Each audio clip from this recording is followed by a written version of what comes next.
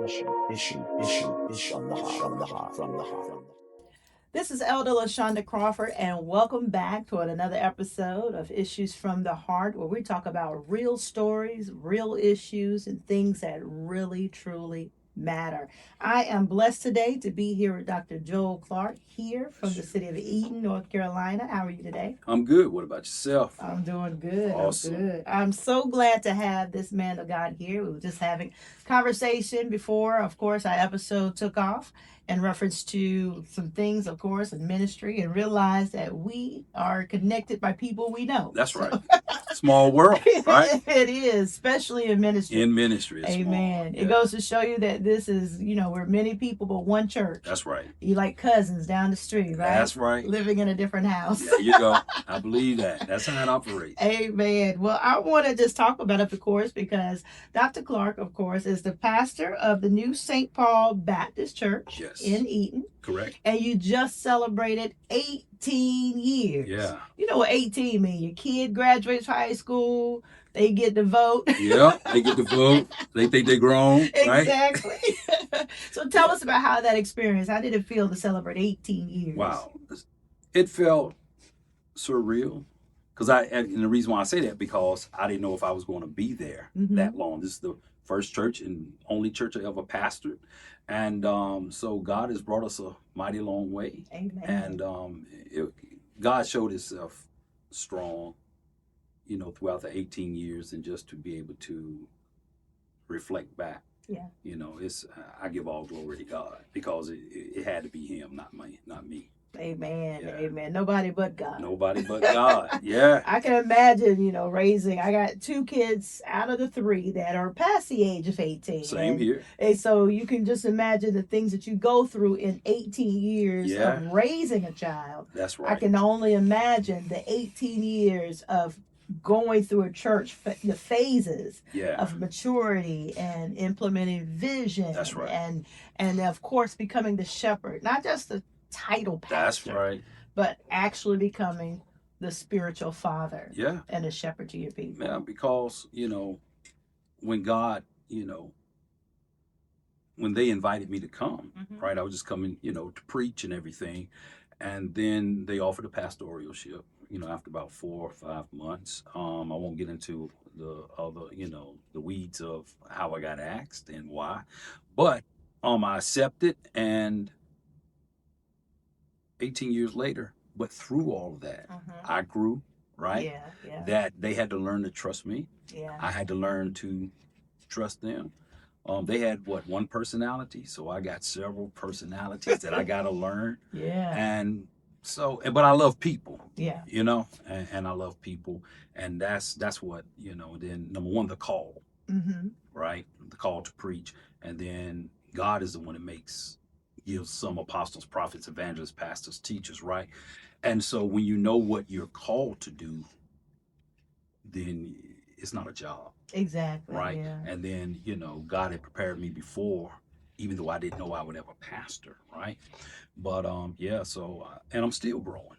Yeah. Right. Still maturing, because God takes us all through different phases and seasons according to what he has for us to do at specific times, so the kingdom can advance. Yeah. So I'm learning to enjoy the journey. That's what I've learned in 18 years. I've learned to enjoy the journey. Yeah. And then when you look back, you're like, oh, that's why that happened. Yeah. Oh, that's why we couldn't do this then. Oh, now I see, the times I was whining when I wanted stuff to happen. I was like, no, it's not time, right? Yeah. And if things happen the way they're supposed to happen. Exactly.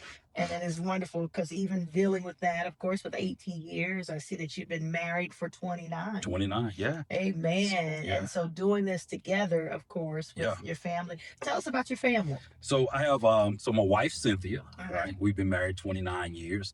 When I met Cynthia, she had a son, John Tavis, right? John Tavis was 7 or 8, but anyway, he's my son. I don't call him my stepson, right? So, people use the term that they bonus son or bonus child, but our relationship is, I treat him just like I treat my biological son, which Cynthia and I have, and his name is Jaimin.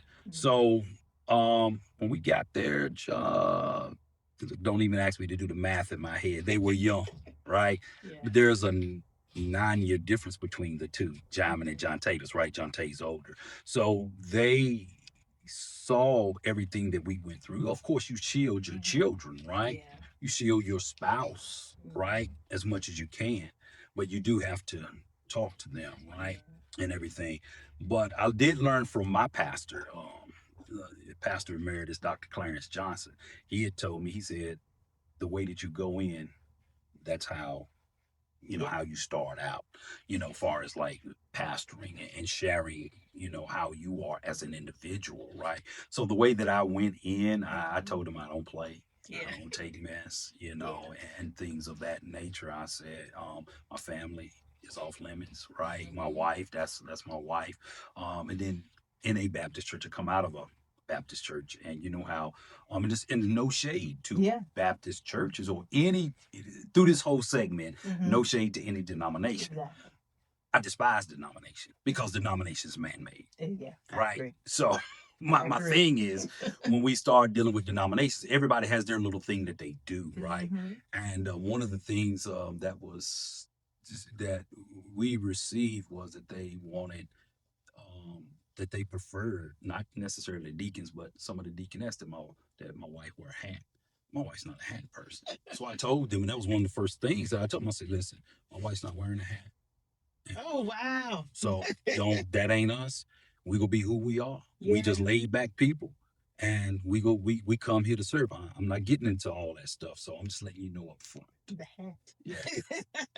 But I'm just wanting to be honest with them, right? Because I don't like to be controlled. Exactly. I don't like systems that try to control and restrict what God is trying to do in me to be a blessing or just in my life, period. And because I don't want to bind anybody else up. Yeah. And I was going to ask you, how did your wife adjust from, of course, this is your first pastoral role. This is your first time as a pastor. So that means her first time as a first lady as well. And walking into that role, not only when I say sharing you, but also knowing that your time, it's no longer just her time. Yeah, it's different from being married to a preacher. That's right. And a preacher, not a pastor. That's right. That's you right. know, Yeah. Versus now you're in a position where, the need is stronger. Yeah. And how did she adjust? She adjusted well, and we had conversations about it. And one thing I did share with the congregation, I say, listen, I said, and this is exactly what I told them at church conference, at our very first church conference. I said, listen, I'm 30 some years old. I said, me and my wife, we still enjoy concerts. I said, we enjoy Comedy Zone. I said, so I'm letting you know what I like and where I will be at. So if somebody say, hey, we saw your pastor here, you already know where I'll be at. Yeah. I said, my kids are young. If they want to go to a concert at the Coliseum, I'm going with them. Yeah. And so you ain't got to worry about, oh, your pastor was over here doing X, Y, and Z. I said, I'm old school hip hop head. I used to DJ. I said, listen, it's some music I still listen to. Yeah. So I wanted them to understand that. And I said, Fridays, I said, if it's not an emergency, if there's no funeral, you're not in the hospital, that's my date night. Me and my wife, that's our Friday. That's good. Right. That's so good. I think by me establishing those things up front, because one thing I learned from my pastor taught me, he said, take care of your family first. He said, that's your first ministry. Then the church. Yeah. He said, because he pastored 35 years. He's like Pastor Johnson's like in his late 70s, early 80s, I think now. So I gleaned from him, and whatnot, because I do know ministry can be tiring and taxing. I understand it, and you can get caught up and begin to shift your priorities. Yeah. And you can come and preach the walls down. And go home. And your house messed up. And you'll walk, exactly. Right. So no, the first thing God asks us to do, your first ministry is your family. You take care of home. I just had that conversation with my girls in the car, and I was telling them about the first few years. I've been married for 23 years. Right. Ministry, same amount of time frame.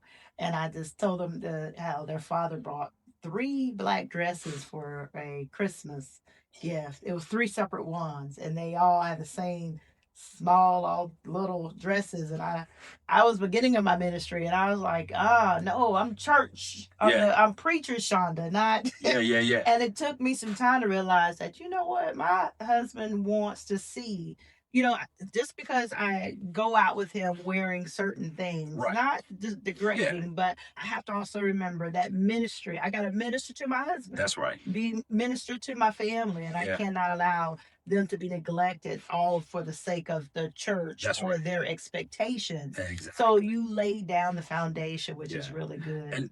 And in that, going back to your question, she adjusted and adjust because it's constant. Yeah, it's always evolving. It's always because she's maturing as an individual, right? Yeah. And I can't. And there were things I expected of her, and those were my expectations. So God had to deal with me. Hey, you let me deal with her just like I'm dealing with you, right? But then collectively, right? So I learned that when I'm weak, she was my strength. There you go. Right? I heard Pastor E. Dewey Smith. He said this one time. And he said, God gave us the Holy Spirit. He said, but I think for those of us that are married, us men, he said that second Holy Spirit is our wife. You know what? I'm gonna record that. Can I get a clip of this so I can take it back? Because sometimes, you all can. I mean, really, women can see things or God reveal things, and then sometimes us being men, right? Oh yeah, right? Being men, we be like, nah, we be like, nah, because we get tunnel vision, and we just like, mine, just a one track mind on, we're on, and then you all say, hey, well, what about this or X, Y, and Z? And we be like, nah. The next thing we got to come back around. We really don't want to say you were right, but we end up humbling ourselves, or we come back and say, I should have listened. So I had to learn that. I had to learn to listen to her, and I'm still learning. But that was a humbling process for me, not realizing just because I'm the pastor, that doesn't mean that God can't use her to speak to me, right? To impart into me some wisdom. You're supposed to help me. Yeah. So that's where a part of the mind being renewed, right? And you have to we constantly have to have our minds renewed according to God's word. And like Jesus said, he that hath the ear, let him hear what the Spirit says to the church. So whoever the Spirit speaks to through to you, that's who, that's the Lord saying, hey, pay attention. Because you like watching her anyway. So. Yeah. Pay attention, right?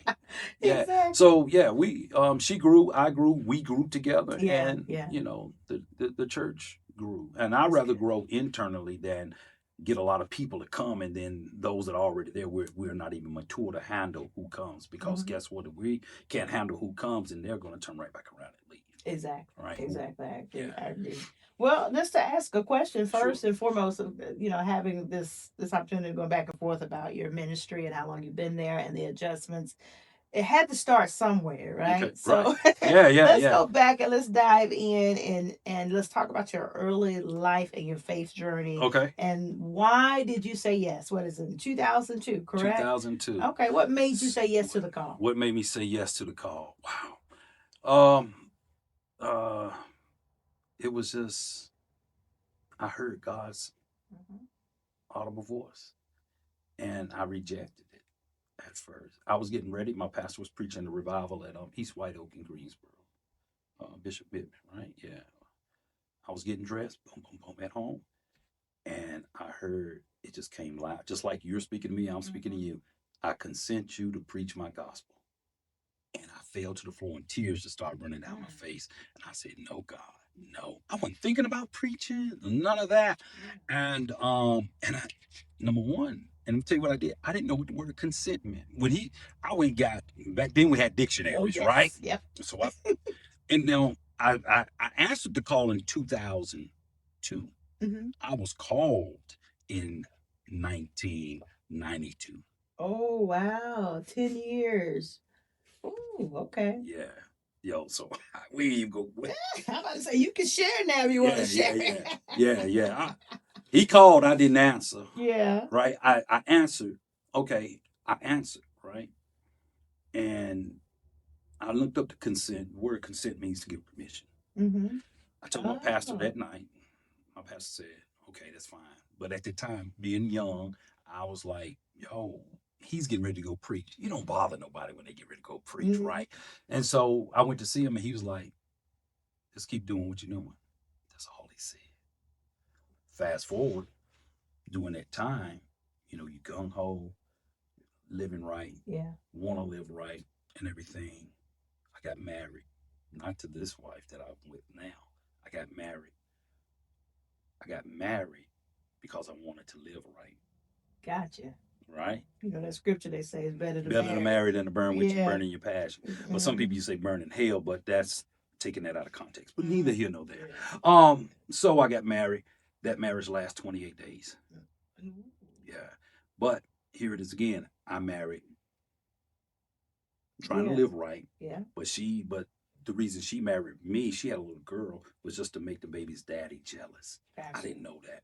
28 days, and it was 28 days of pure chaos. I went from a size 40 to a size 34. That, yeah. So I was fasting, right? But then I was just so stressed and everything. Fast forward, got a divorce and everything. When I got the divorce, well, we're doing that process. When she left, then I came back to Reedsville. We were staying up in Pine Hall near Madison. When I came back to Reedsville, I was just out of sorts. Yeah. Right. I went back to church, but everybody knew that I was divorced. So sometimes church people treat you different. They do. So being young in the Lord and not rooted like I thought I was and not feeling accepted, I went back out. When I went back out and started doing the things that I did, the fellas that I used to hang with, they treated me better than people in church. So that was a hurt, right? So now fast forward,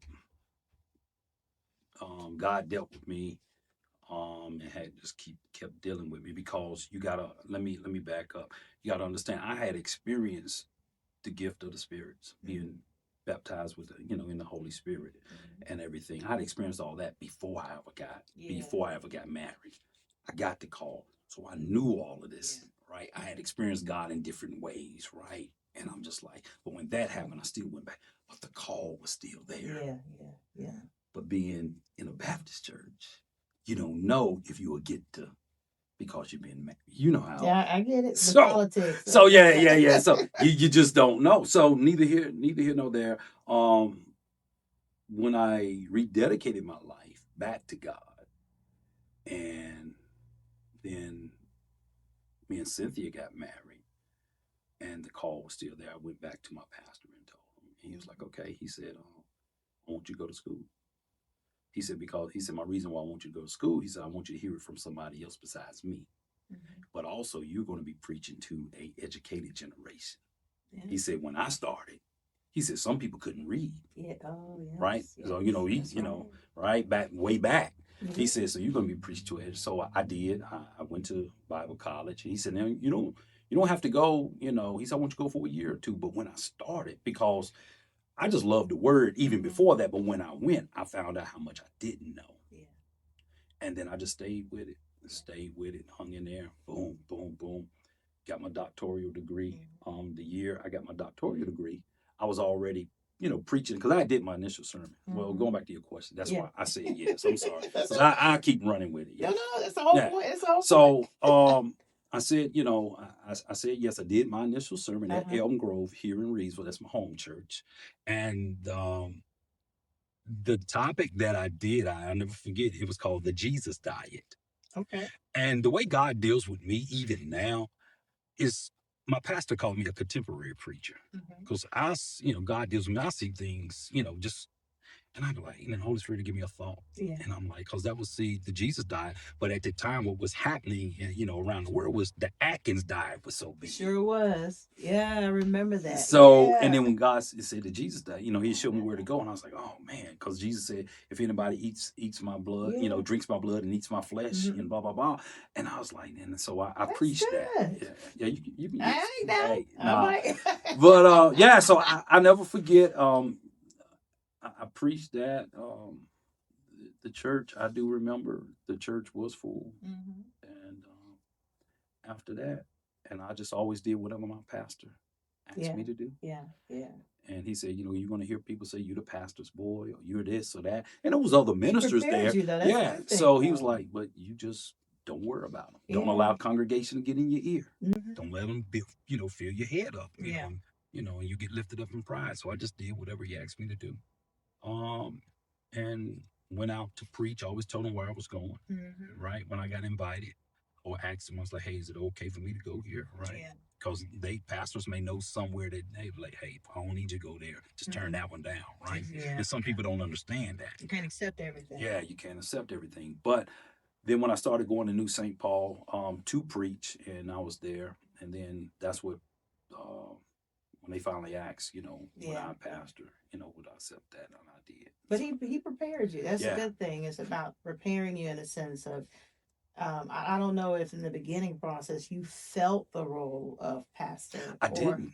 So it was something that happened. I just always stood on and still today. I consent you to preach my gospel. But now, before I rededicated my life back to God, let me put this out there, and went back to Elm Grove after the divorce.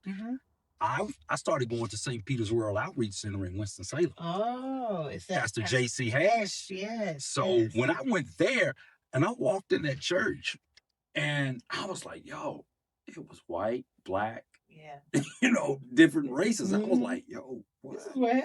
Yeah, I was like, yo. And then I learned about there, and hear my heart. There's no shade on my home church or anything. That's when I started learning about the gifts of the Spirit. Laying on it. That's when, I began to understand there is more. When I've been reading this in the Word, now it's making sense. So when I was there, and then the divorce happened, right? The divorce happened. Then I was going to go back there, and I didn't, to Elm Grove, so I went back out in the world.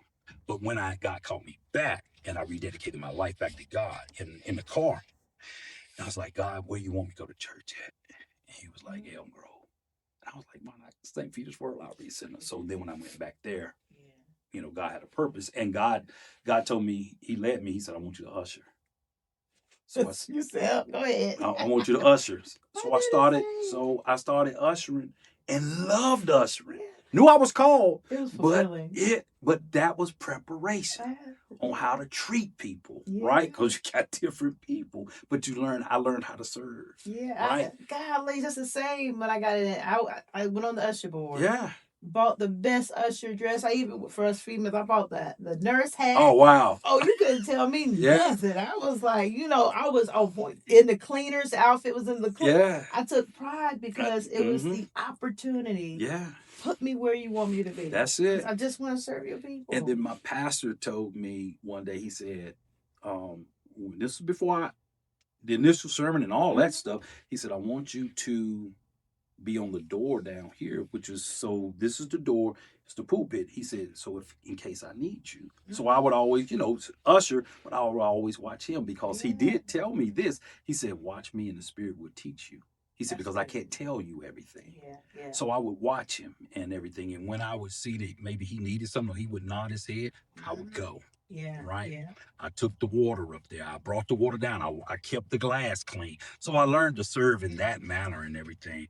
And I loved it. And I became the president of the ushers. And then I also we were in the Guilford Baptist Association. Then I became the president for the ushers part of the Guilford Baptist Association. And I loved that.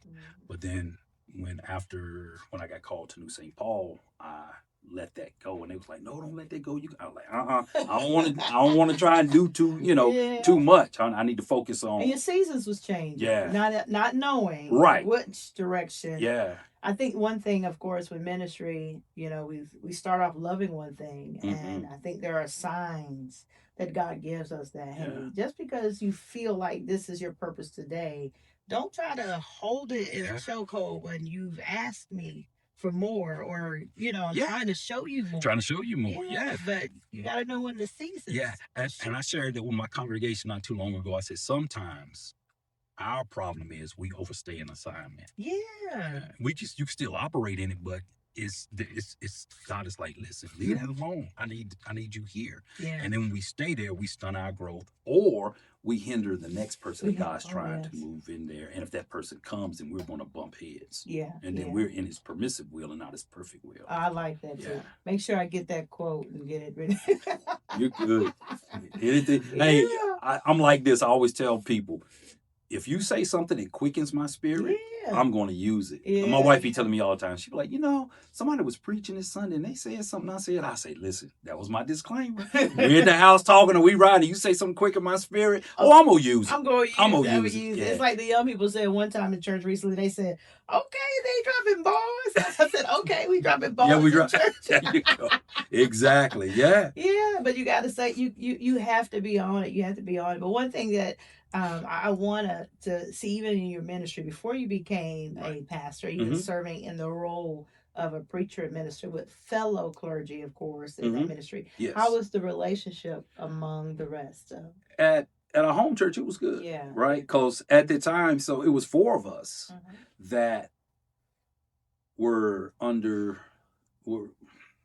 the tutelage.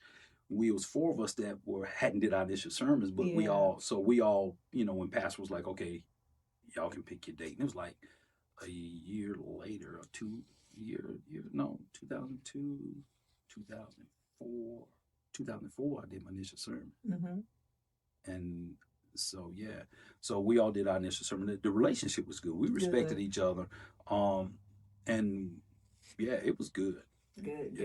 That's the one thing I know in ministry, teaching or other ministers, the importance of serving where you are. And I think I even wrote a book called Preaching Where You're Planted, because when given the assignment of raising up or training, and you're looking for information, give me some information, books on what can I share, things like In Search of Timothy and different books.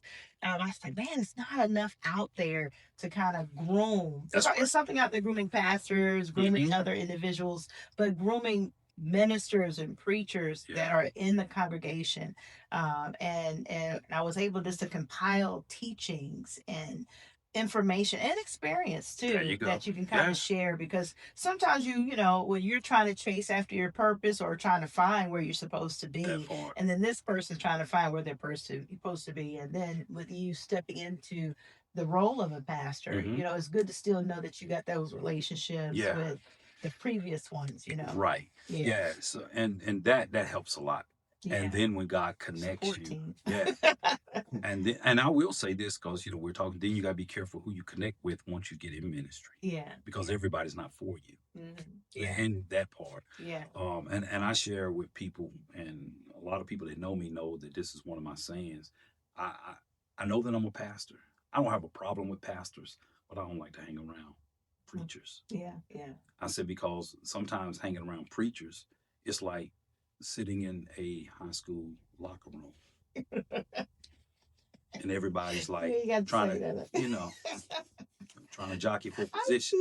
So I'm just like, I'd rather hang with the sheep. Exactly. Because I'm not hung up on a title. When you're comfortable and you know who you are, you don't have to. You got to do anything. And I'm not against pastors or anything. I'm not throwing shade. It's just, I've seen a lot. Right? And I'm just like, you're not surprised at a lot of things. No. But I understand everybody's human. Exactly. And I understand just because you got a title, that doesn't mean you're mature. And I understand some people just take titles and put it on themselves and are not what God said. I think He shows us that if your eyes are open and to see what He's showing you in the beginning, I think, and any preacher who could be watching this in your beginning stages, not to get caught up. I remember being a woman, and my time was different, and it was hard to find female role models. The only ones that we used to have were the Juanita Bynums and Jackie McCullough. My gosh, I own a lot. So you have these people, and we could only watch them on VHS. If you happen to have a tape. That's right. And it was just to be able to say, now, how do I mimic or walk or, conduct myself as a female preacher, so that, because men, men can sit there and take their ties off, jacket in the midst of they preaching, Right, yeah, y'all be sweating like a yeah, slave, yeah. and people getting excited. Women, we had to watch how we do it, and I never forget that it was a woman I used to not idolize in the sense Right. of putting them up, but I loved how she preached. Yeah. And I said, God, I just want to be just like her, because and I remember he put me in a position to connect with other with bishops and those high titles, and I Yeah. was always in their meetings doing things with them, and I saw them behind the scenes, and Mhm. I saw these folks behind the scenes, and they were not the people, Right.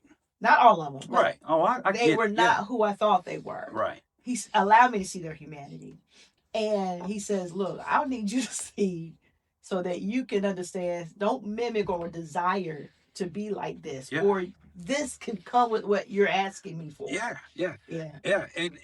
And I totally agree with you by God allowing you to see that, which He allowed me to see it. Mhm. And that's not why I want to be around Yeah, pastors, because I understand me. Yeah. Because I'm like Paul, within me, in my flesh dwells no good thing.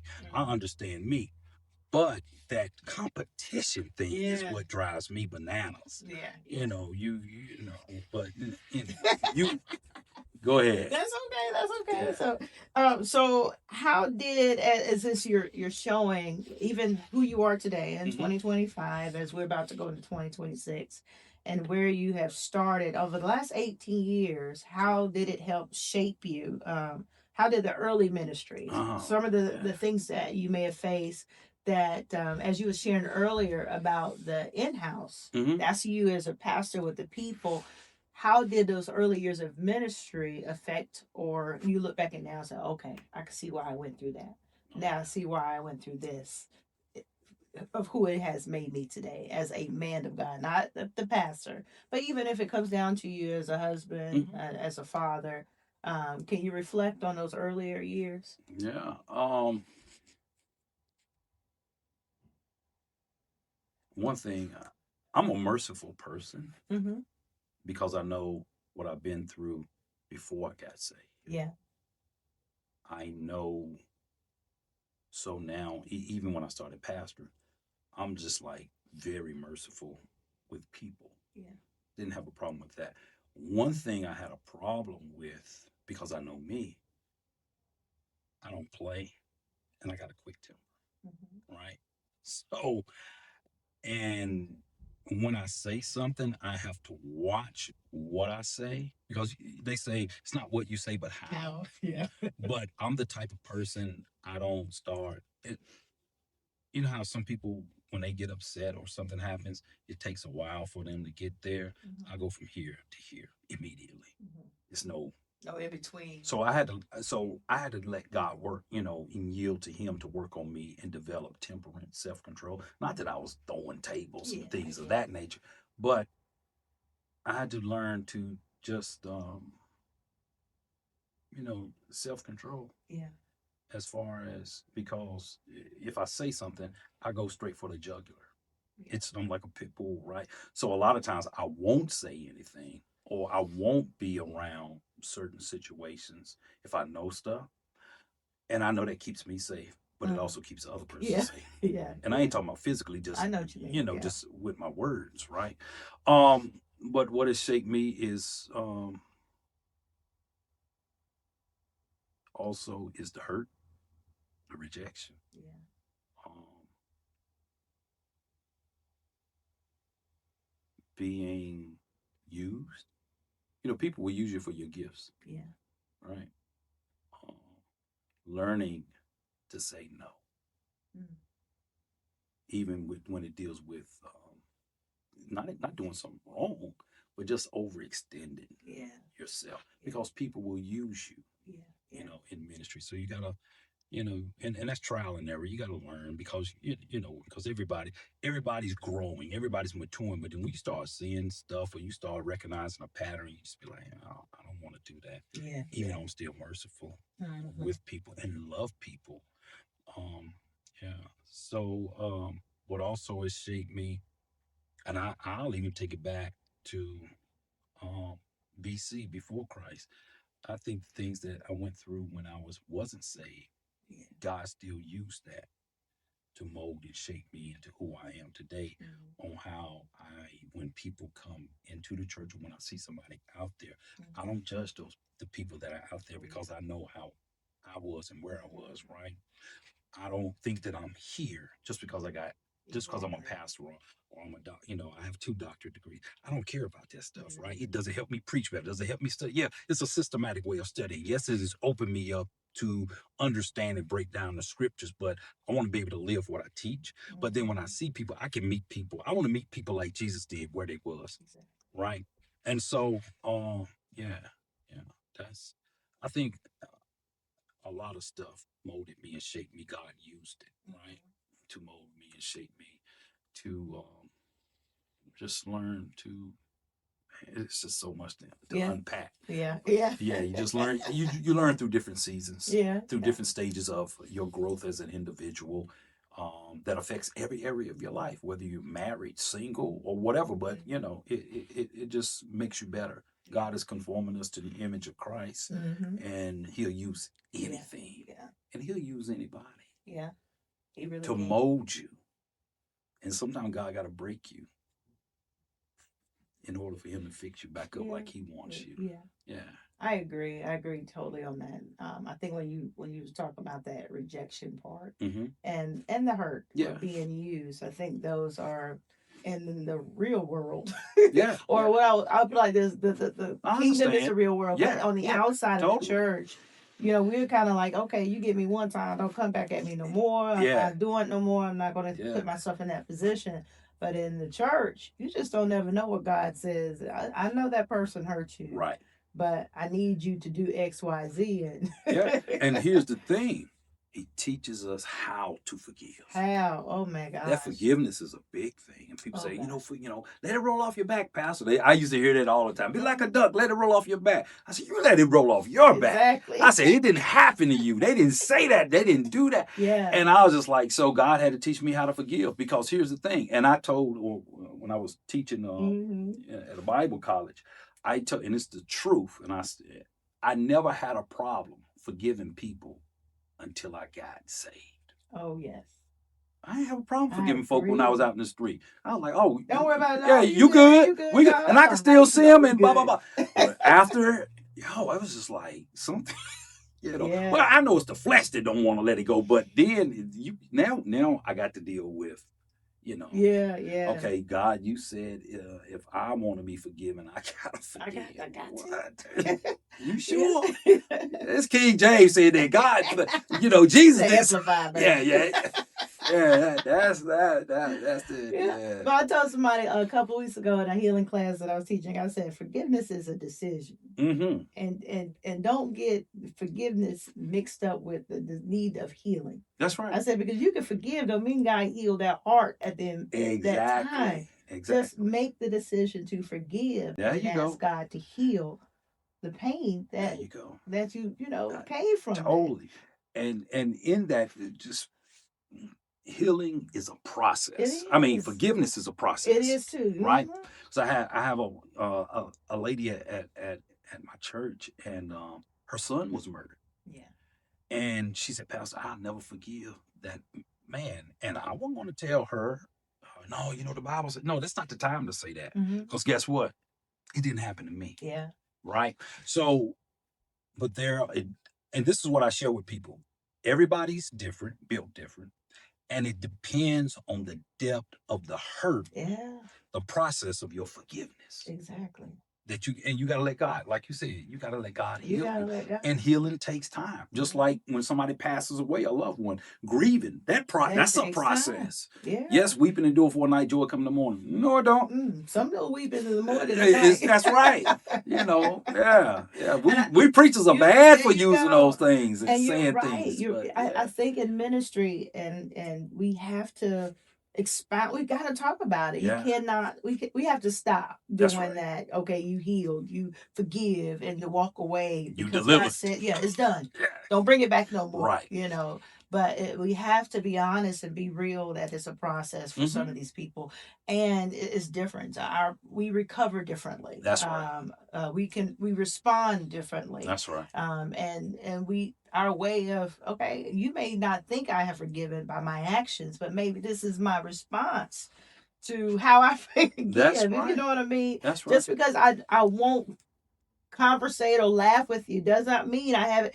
Some people think you're supposed to respond a certain way, Yeah. and we I got can to forgive teach. you and still not give you access to me. Exactly. Them two totally different things, right? Yeah. Yeah. People think you still holding a grudge. No, I'm not holding a grudge. I just choose not to deal with you. Yeah. I think one time someone, I lost my son by the hands of someone, and I was preaching about the story, and a woman came to me after the service and says, "God, the Lord wants to, He needs you to forgive."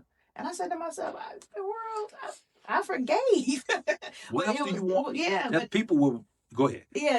I was just saying, like you were saying, like judging my forgiveness when you don't know what my forgiveness is. That's right. I released it over to God, but don't mean I can't shed a tear with the loss of a child. Yeah. And so being judged like that, or people assuming that it's supposed to look a certain way, it's frustrating. It's frustrating, and it's discouraging. Exactly. To those who may have a need, especially people who suffer church hurt. Yeah. And people who may have walked away from the church because of things that have happened within that building. Right. We can't expect for them to get over it. That's right. And just come back and give God praise. That's right. Yeah. We have to find a way to say, "Hey, look, let me talk to you about how everybody in this building probably has suffered some type of church hurt." Exactly. But it shouldn't stop you, for giving God what's due to him. Exactly. Yeah. Totally. But okay, so since celebrating 29 years, we're going to shift over a little bit from the beginning part of your ministry. We're going to go into your family, your faith, as well as the foundation, and celebrating 29 years of marriage to your beautiful first lady, Cynthia. Yes. And the two sons. We're going to talk about balance, of course. I know you shared a little bit about the date night, but we want to talk about balancing the role of a pastor as well as with your family life, of how you do that besides your date night. What are some other ways that you find balance? Whatever you like, the kids, all family time, what they wanted to, what they wanted to do, having to take them somewhere, Or how old are the sons now? Now, Jonte is 38. Oh, Lord. Jamin is 26, 27. Any grandbabies? None. They're going to flood you all. Yeah, we got a grand dog. We got a grand dog. The youngest son, he has a pit, so so she got so many toys and everything. So we just feel like, babysit too, don't you? I did for a week. He bought up here from Charlotte, kept for a week. And, spoiled. So they're there. They're not here in Eden. Jonte is in Greensboro. Jamin is in Charlotte. In Charlotte. Yeah. Okay. So it's a son that's here in Greensboro, you said. Does he make it to church with you? Oh yeah, he's a sound tech. Oh, good. Yeah. Good. He's a sound tech. Now his girlfriend, she goes to Impact, Pastor Jason Davis Church in Greensboro. So he, so he wasn't there Sunday. So I was a sound tech.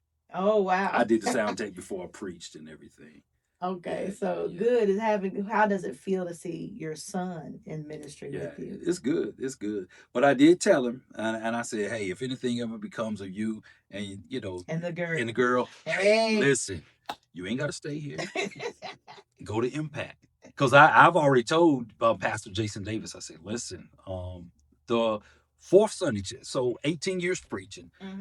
This year was the first time I didn't preach at all in October. That's my anniversary. I didn't even come to church at all. Wow, that's a good break. Yeah, so and I never been to. Now I've had Pastor Jason at my revivals. He's did my anniversary before, but I never got to go to him. So me and my wife, we actually went one Sunday to him, and I told him after service, when I went in, the way that the church set up, they're not in the pool pit and everything. And I don't even sit in the pool pit. Yeah. I just sit on the front row because I want to be a part of the service. Yeah, you right? receive. But I told him after service, I said, "Hey, Pastor," I was like, "Listen, I've told you this before. Whenever I retire or the Lord release me, I'm joining your church." And he said, "I'm going to step down." I said, "No, you're not. I'm coming to sit in a pew. I'm relaxing because I'm going to receive." I said, "I just love his style of it's two churches. That it would either be his church or my other pastor friend, Pastor Shannon Long in Hall River. Okay. It would be one of those churches that I would just go and just go serve. Yeah. I ain't got to preach or nothing, but I could just go and just receive and But your enjoy son myself. loves it? Yeah. Okay, Yeah. good. Is that where he met her, or No, he just knew her? Yeah, he just Okay. Go ahead on out there and do it. No, yeah, he met her there. Yeah. He met her at Impact. Yeah. See, you know what? That's what. Hey, I think somebody was asking, and they were talking about the dating pool. And I said, I feel sorry for these kids these days. I don't know where they're dating at. How are they going to find? It's all social media or their lack of interaction. Yeah. But I said, it got to be, hey, just go to these church services. You might find somebody. Yeah. You might find somebody. That's right. But it's good to have him in ministry. It's good to have him putting his gifts. Yeah, and it's funny because that's what he went to GTCC for. Okay. He went to he started out at A&T, then he left from A&T and went to Guilford Tech, and so he went for sound engineering. Okay. And everything. So then now that's what he does. Oh, so, wow! I'm gonna have to really get his information. Yeah. Does he just do it for the church there, or he goes? No, he just does it. No, that's it. He just does it on Sunday morning. Oh, okay. Yeah, so he understands it and everything. Yeah. But it's still good to have. Oh yeah, it's still good to have your kids because of course so you're empty nesters. Yeah, it's just me and my wife at the crib. I bet y'all have a lot of fun. Yeah, we just. I don't know what that's like. We just. And she gets on because she says you do too much, because it's a lot of things that I do. Yeah. And she's like, yo, you just trying to find. She got on me today because I had to come here and I forgot. And I had something else and I still got something else to do. And she was like, I told you got too many irons in the fire. So she said, you need to write stuff down. Oh, man, just kind of slow it down a little bit. And I try, but it's just like you have so much to do. Yeah. You have so much to do. Yeah. I think I tell myself that quite often, like, okay, Shonda, stop not doing what you're supposed to do, especially when you're hearing the loss of so many people in ministry. Right.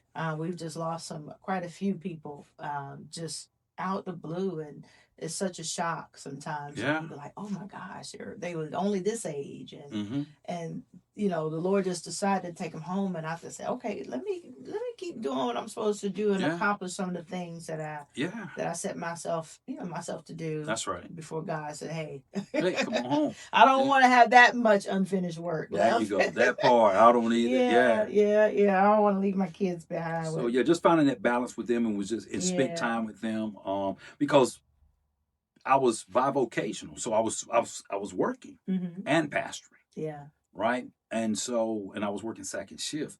So my youngest son, when he had baseball games and t-ball games and stuff, I had a good supervisor. He was like, I said, can I go see my son? I know I got 30 minutes. He was like, yo, just go see him. He said, take my car to come back in. Yeah. Don't worry about it. Just go spend the whole hour there to go see him play. Cause I didn't want to, I wanted to go support and everything. And then, so even like with Jonte, Jonte played sports, checked him out at football. And then after that, they both of them went to work at Subway. So, I was glad that they did that, trying to, train them, say, hey, you a man, you got to get a job, and they did that both at 14 and a half when they were able to. So, but spending that time with them and, then with the wife and then with the family, finding that balance. Yeah, and the granddog. Yeah, and the granddog. Now that I have my own business and everything, so I'm able to adjust. So, even with the church, so it's just basically the church and then other things that I do. But it's not like I got to go punch a clock.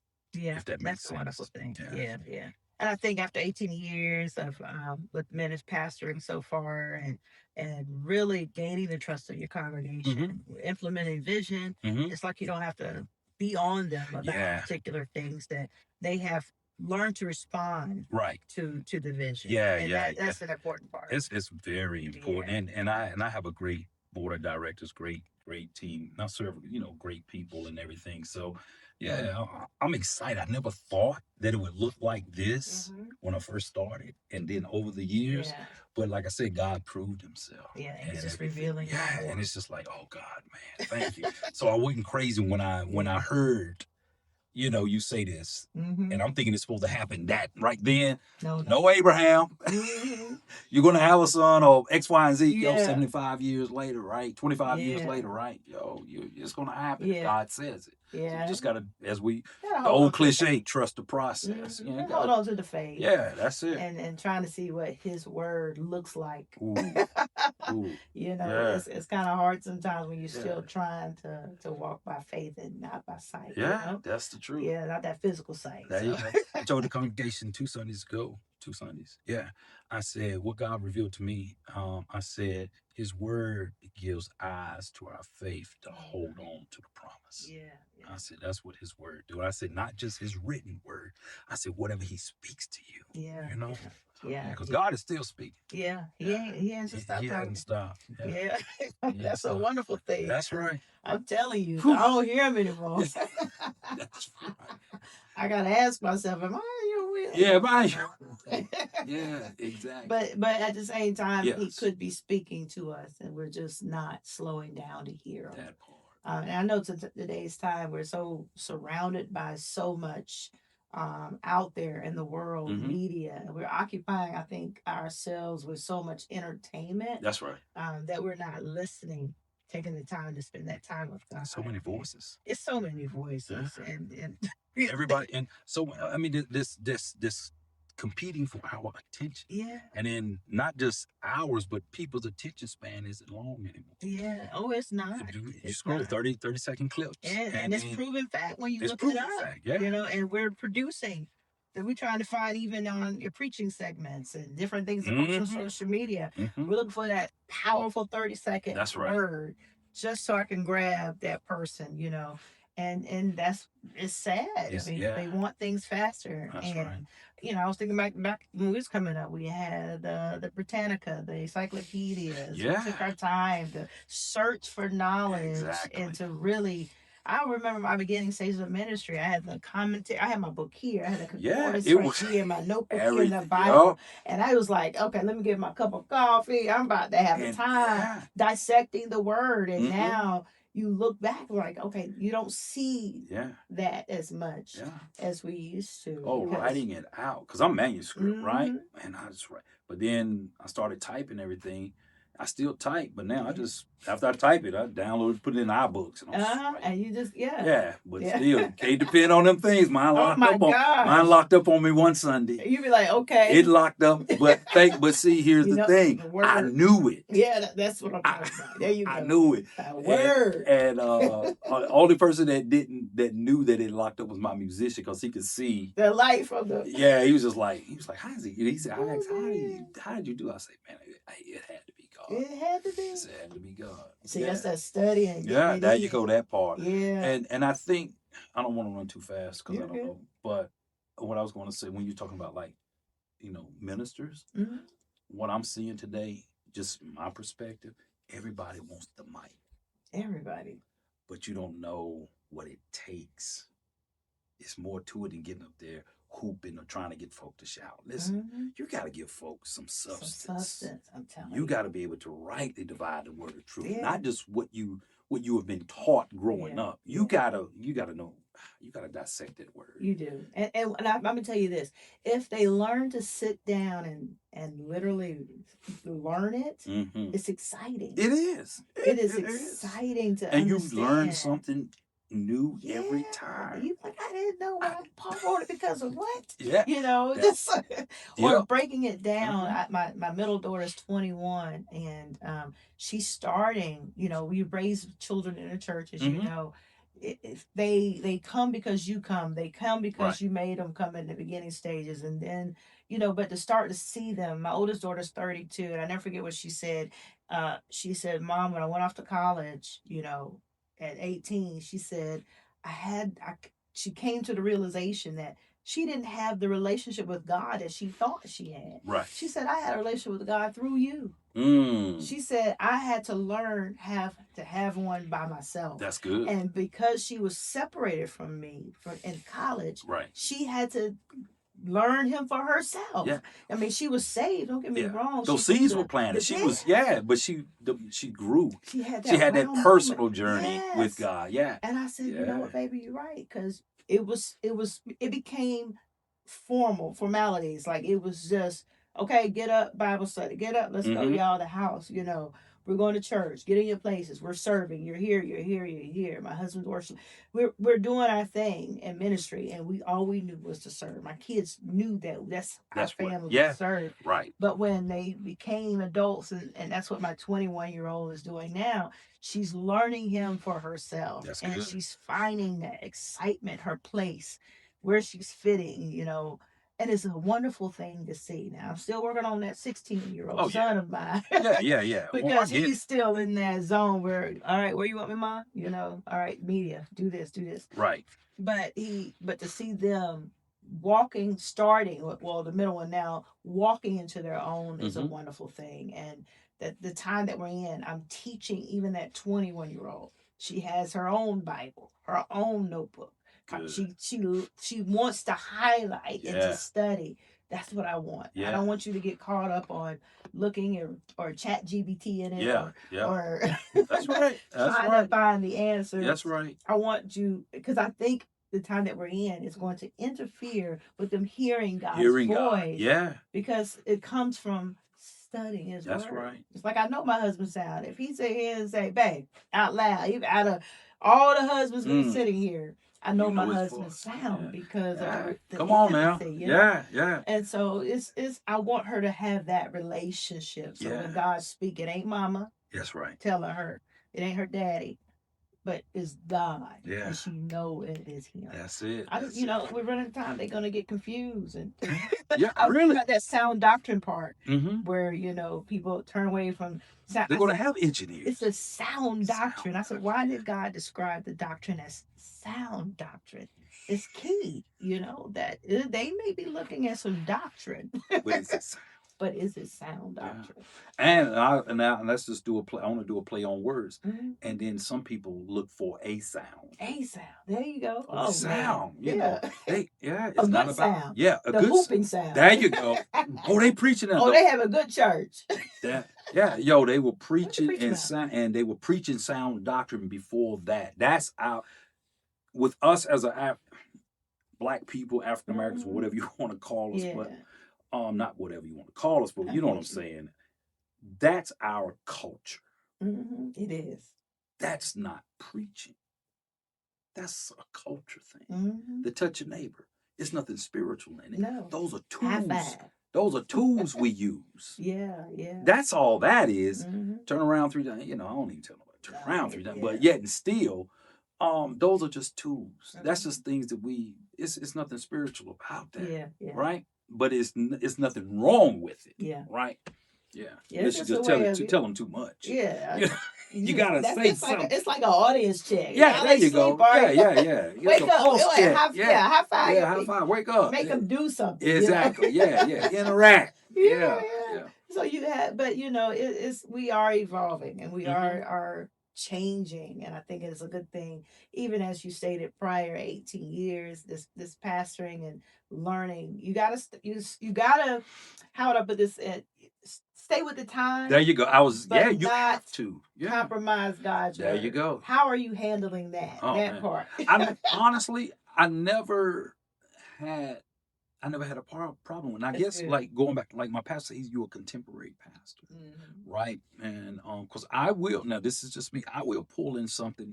I'll pull in a song in a heartbeat if I feel led to relate it to something. I use it. You know, I did a sermon. Just for instance, I preached a sermon on I'm Different. So I used the song. I can't even think of the guy's name. Who was the rapper that did the song I'm Different? Yes, I'm Different. Who was that guy? I don't know. Was it 2 Chainz or somebody? See, I don't know. I don't know. Yeah, so you don't know. Yeah. So, but anyway, I used that. Yeah. And I broke the song down, meaning, sharing with the congregation why he wrote it, why he said it. Yeah. and then I brought in the word. That's good.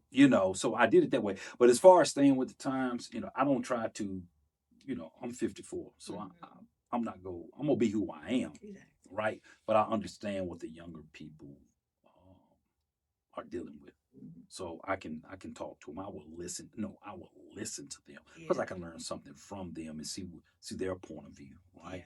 Yeah. Just like when we were growing up, I know we couldn't ask our parents nothing. No, right? Because I said so, right?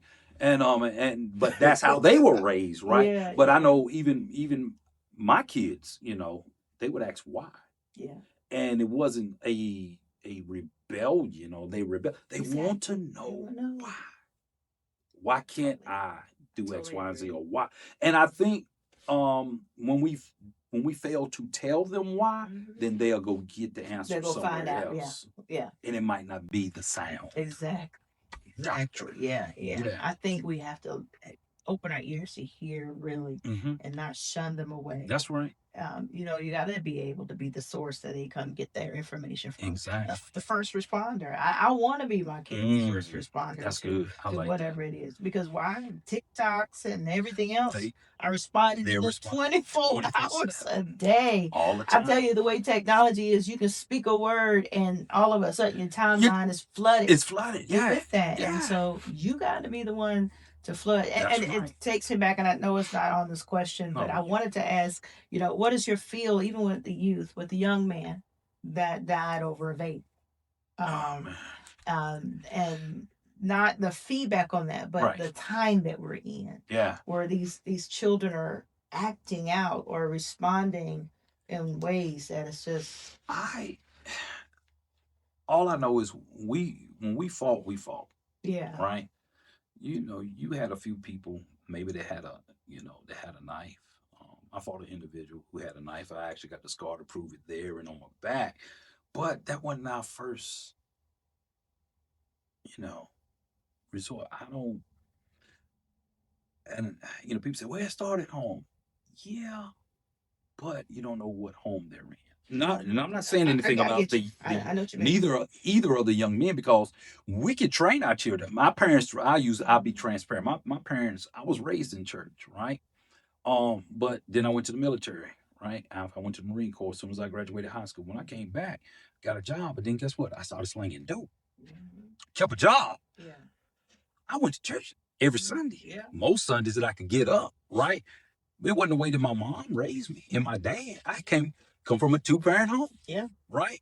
Raised in a middle-class neighborhood. Mm-hmm. I didn't need to sell drugs. I chose it. Yeah. Right?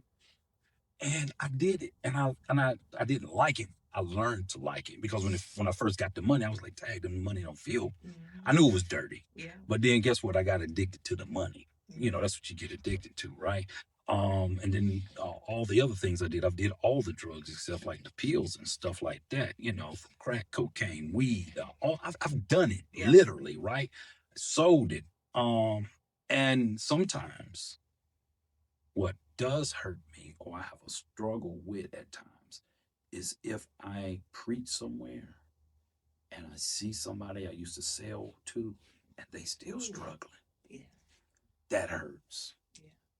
Knowing I may not have been the main one or the only one, but I know I sold to them multiple times, and I played a part in them still dealing with something that I don't have a problem with now. And God, you using me to prove that. Wow. So I can understand what Paul said about being a chief sinner. And it's just by the grace of God, I am what I am, So that's why I say I owe God. I know that. But I know that I'm forgiven. But yet and still, it hurts sometimes. Yeah. Right? Yeah. It hurts sometimes. And so but going back to the kids, I don't have the answer. Yeah. We can say, oh, they need you. And I don't know. Yeah, I mean, I know it's a lot of people out there doing some great things for youth. Yeah. But I don't know. It's a different generation. It's a different generation from, man, if we fought over somebody, it was over a girl, or you said something about my mom. Oh, that's it.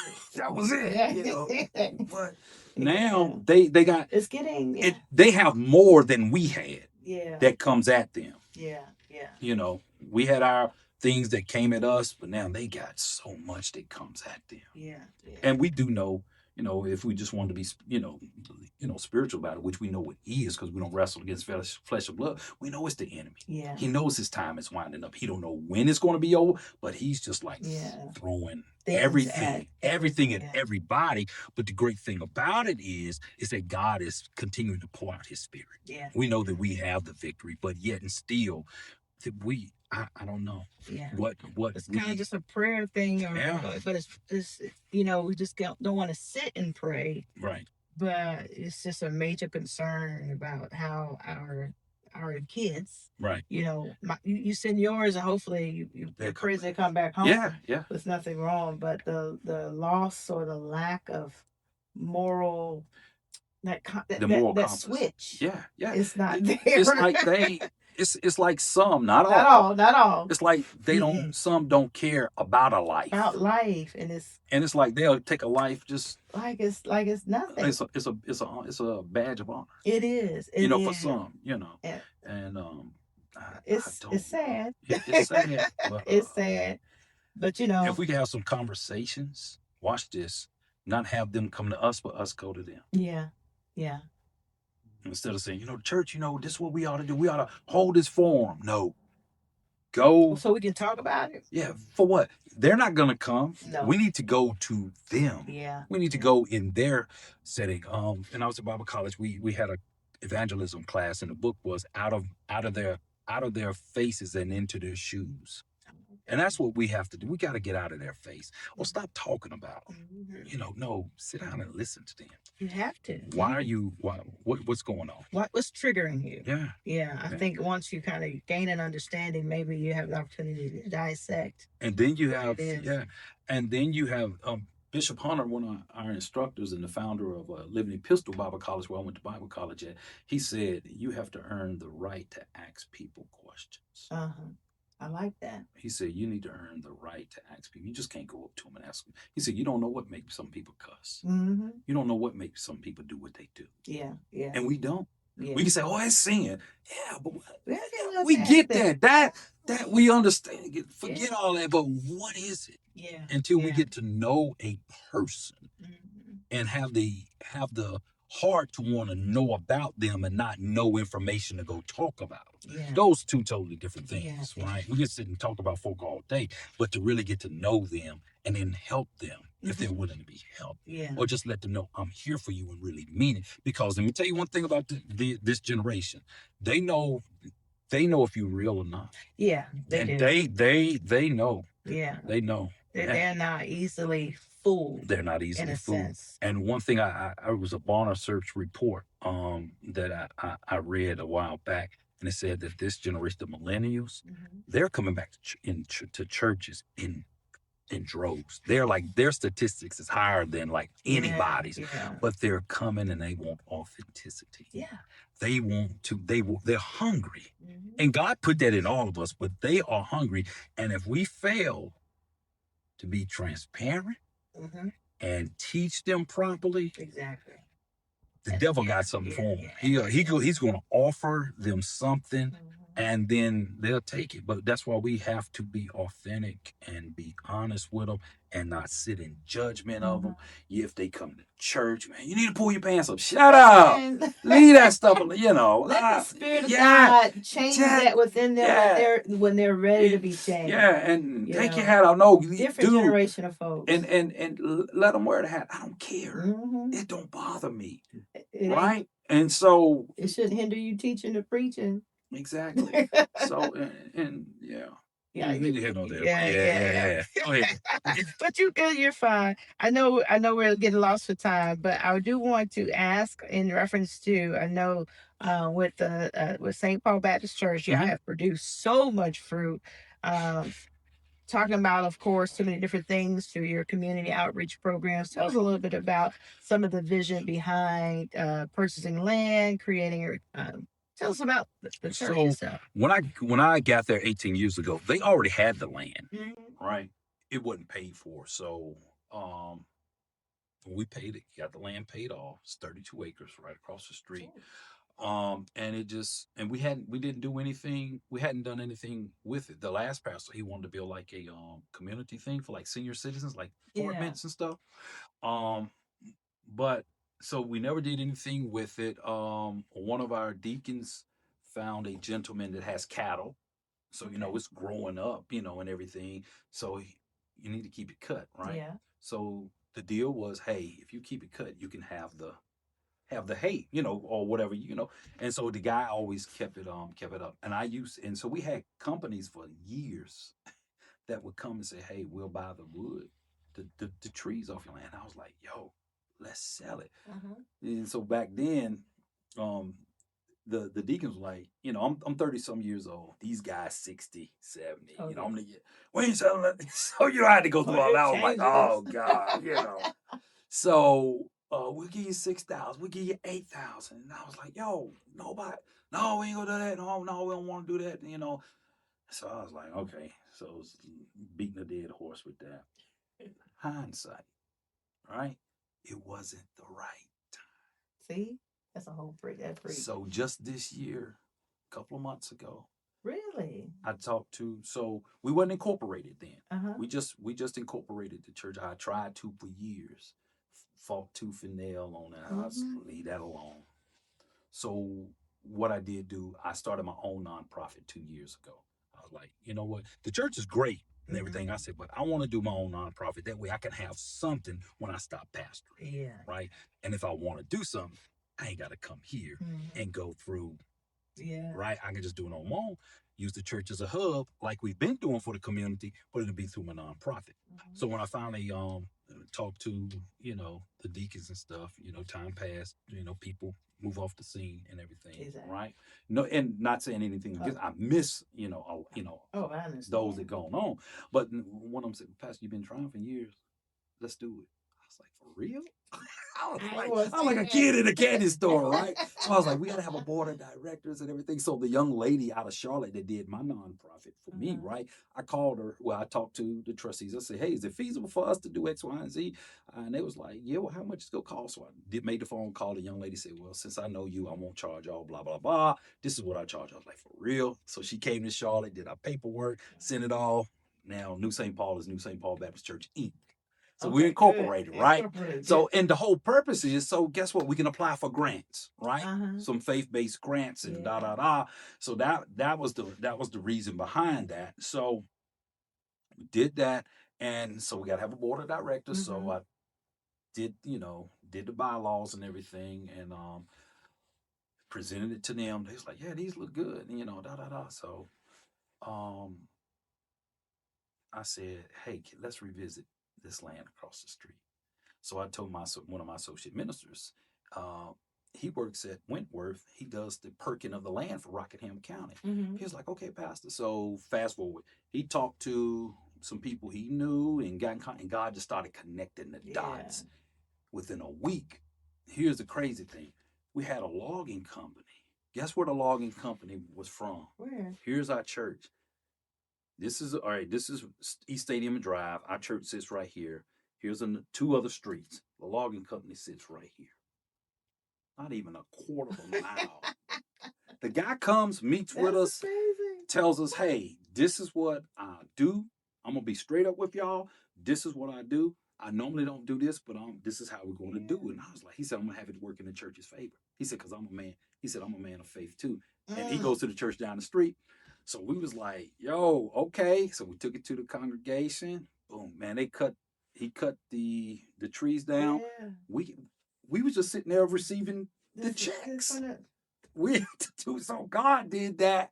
And I was like, amazing. Oh. And then so he turned us on. He was like, hey, what y'all gonna do with it? I said, well, it's 32 acres. He said, consider this. He said, the church, if y'all replant it with trees, he said, years later, you ain't got to go to the bank and get money. You just do what you just did. Yeah. I was like, what? He was like, yeah. He said, that's what I do with my land. He said, now I turn you all on to who plants my trees for me. They come out of Maine. They'll come down and plant your trees for X, Y, and Z. He was like, for that much? He was like, I said, for real? He was like, yeah. So that's what we in the process of, we get ready to do that. Yeah. And then the other half, my vision for that is I want to do a community garden. I want to put like a walking track right? Yeah. And then a commercial grade playground for the community, not for Yeah. the church, but for the For community. people. Even though we have a Freedom Park, it's a city park, like right down the road from us, which is not Mhm. far, but here it is again. Everybody like us don't go. So I Yeah. want to have something, and not being racist or No, anything, no, but I want to have something and I want to leave something. So Yeah. when I move off the scene at New St. Paul, something is still Still going. going. And so God also opened up doors for us where we partnered with different organizations, Blue Cross Blue Shield Partnership, Mhm. United Healthcare Partnership, Cone Health Partnership. See? And when God started making those connections, I was like, Yeah. what? And it's like, you all, if you see a problem or you want to address an issue and it aligns with our mission and our goal, we'll take care See? of this for you. So I'm like, what? That's wonderful. So when God started doing that, and the crazy thing about it, I had Pastor Jason Davis' dad, who's come and do my 17th anniversary. And when he came, he said, he came from Revelations, and he said, he said, all I'm going to tell you he said, I asked God, what is it that you want me to say to Pastor Clark in this church? He said, this is what I'm going to tell y'all. And he just walked and talked to us. He said, God said, I'm sitting before y'all an open door. He said, whatever that looks like, he didn't go into detail. He said, y'all, you may know what that looks like, Pastor Clark. And all of us, and after last year, and then after that, things just started boom, boom. The Like, door's oh open. my The God. door's open. Yeah, so I was like, oh my God. God had opened the door and put a stopper. And then then last year, my wife found out she had breast cancer. Mhm. So the church and my wife when my wife found out she had breast cancer, me and her was at church getting ready to do bingo for my nonprofit for the senior citizens. She got the phone call and they told her she had breast cancer and everything. She came out. She was like, okay. She said, okay. Went back and then did the bingo. I'm looking at her like, yo, you just. And she was like, I'm gonna be okay. She said, God already told me. I was the one falling to pieces. Well, hope be, baby. I was the one falling to pieces the entire time. I watched that strength her just watched. Yeah. for a whole year lose her hair, go to chemo, Yeah. have radiation. She was at church every Sunday. The only time she didn't come was the last chemo because they said it would be the worst. She just couldn't get out of bed. That was all. But to see now, hair back, boom, she's still going. I'm just like, I told her, I said, God used you through that to strengthen all of our faith. Our sons, we all drew closer to God through her. That's and amazing. and her walk with God is, on another level. She told me, and she said, now I understand what people that went through cancer say. She said, I see things totally different now. She said, I don't let nothing bother me no more. She said, when you almost die, and you survived that? she said, I'm good. Yeah. She said, I know he takes care of me. So to see her, I'm just like, yo, God, you, man. So even that last year, and this is her just she's just April was her 1 year recovery and everything. She threw herself a cancerversary. And so we did that, and God bless me. And she'd been wanting a RAV4. She saw it, so I was like, yo, I'm gonna get her a RAV4. She deserved that. I get whatever you need. What you need, baby. Yeah, I go dig a ditch and I get it. But that right there, man, God blessed her and us, and then to see the members of the church support her. Yeah, that was good. And to call to give gift cards, to just bring ginger ale and say, hey, things of that. I mean, that to me, seeing that, I was like, wow. Those are the seeds that you've planted over the last 18 years. And here's the thing. It was from people that maybe not, that's not like on any ministry or something in church. And then they come up and it was like my wife said, that meant the most when it was from certain individuals. Because some you expect. Pastor's aid, it's just, out of love, but it's also out of responsibility. Right. I know, But then when you be like, man, oh, wow. Because they've been thinking. Yeah. You never know who's been just on their face praying. That's right. But when you say that door open, he opened not only the things that you can see, but that strength. The strength, yeah. He probably opened the door to those things that was not tangible. Yeah.